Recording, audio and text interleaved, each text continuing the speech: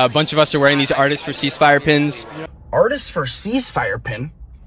You don't have a artist for Bring the Hostages Back pin? You know, artist with logic pin? Artist with a brain pin? Artist with common freaking sense pin? You have one of those in your tuchus?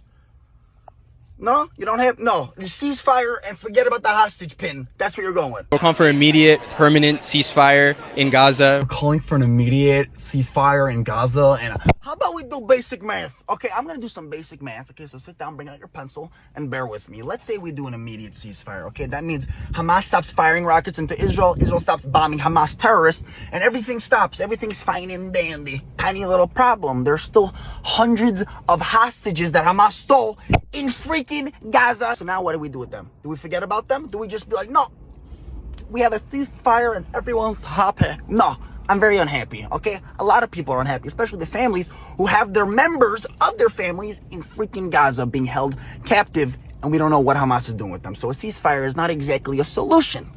If you can understand that, you freaking idiot. And I think it's a universal message of just let's stop killing kids. Oh, really? A universal message, guys. Let's stop killing kids, because when Hamas deliberately and specifically and intentionally murders children and families, you shut up. You don't say a word, you're blind. All of a sudden, you can't see crap. But when Israel targets Hamas terrorists who hide under innocent civilians, forcing Israel to do damage and kill innocent people because of Hamas, suddenly you got the loudest voice in the entire room. No one's ever looked back at war and thought a bombing campaign was a good idea. That's not exactly accurate. Bombing is a little bit of a necessity in war because bombs were created for war, and bombs are needed when you're dealing with terrorist groups like Hamas that only respond when you blow the crap out of them. What do you want Israel to do? Start sending them flowers and thank you notes in the mail with hopes that they just bring us back our hostage?